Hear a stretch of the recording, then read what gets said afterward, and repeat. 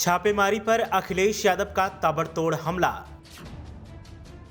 CM Yogi Adityanath को जमकर लगाई लताड़। सीएम योगी की इत्र को लेकर समझ पर कसा तंज।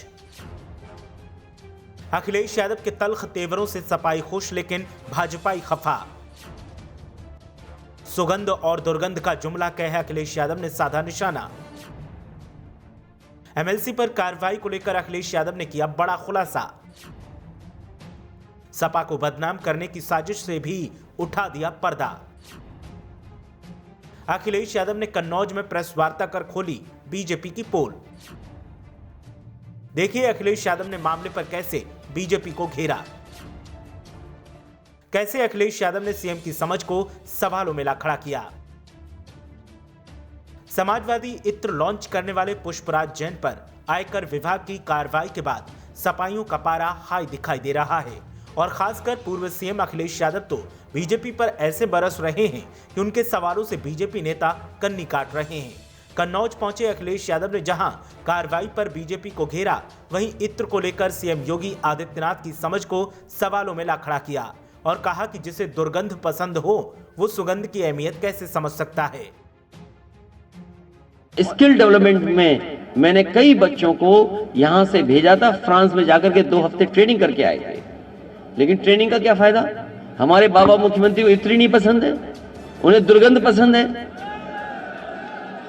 भाई ये तो सवाल ये है कि इत्र का कारोबार वो आगे बढ़ा सकता है जिसको सुगंध पसंद हो, जिसको सच्चे फूलों से पसंद हो। हमारे मुख्यमंत्री पूछे ये पेड़ का नाम क्या है, वो बता ही नहीं सकते। हाँ, सांड कौन सा ये बता सकते हैं। अखिलेश यादव से पूछा गया कि एमएलसी पर कार्रवाई को वो किस नजरिए से देखते हैं, तो अखिलेश यादव ने कागजों का हवाला देते हुए कहा कि सब सही हो जाएगा, लेकिन बदनाम करने वालों ने कोई कसर नहीं छोड़ी है। साथ ही इस मौके पर अखिलेश यादव ने देश के मीडिया पर भी तंज कसा। जो कारोबारी होता है वो कारोबार करना जानता है, अपने कागजों को ठीक रखना जानता है। तो जो बड़े कारोबारी होते हैं, जो बड़े काम करने वाले लोग होते हैं, वो कागज पर सब ठीक है।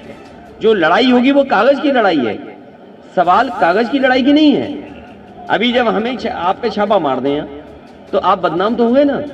आप कोई आरोप लगा दो किसी पे तो बदनाम तो हो गया। जो पैसा छापा पड़ा था उसने कहा टर्नओवर है मेरा, तो इसका मतलब टैक्स दे करके वापिस हो जाएगा पैसा। तो आपने जो 4 दिन हमें बदनाम किया या 2 हफ्ते हमें बदनाम किया, टीवी चैनल आजकल दुनिया में चल रहा है। अखिलेश यादव और सपा नेताओं का साफ कहना है कि हार के डर से बीजेपी बौखला गई है और बौखलाहट में ही बीजेपी लगातार हमारे नेताओं को परेशान कर रही है। आने वाले वक्त में और अलग अलग तरह की छापेमारी होगी, लेकिन जब आवाम छापेमारी करेगी तो फिर बीजेपी की सत्ता से विदाई होकर रहेगी और आवाम बीजेपी की विदाई करने के लिए सियासी डोली सजा कर बैठी है। आने वाले चुनाव में बीजेपी की ऐसी हार होगी कि उसके लिए यूपी में संभलना मुश्किल हो जाएगा। ब्यूरो रिपोर्ट, मीडिया हलचल।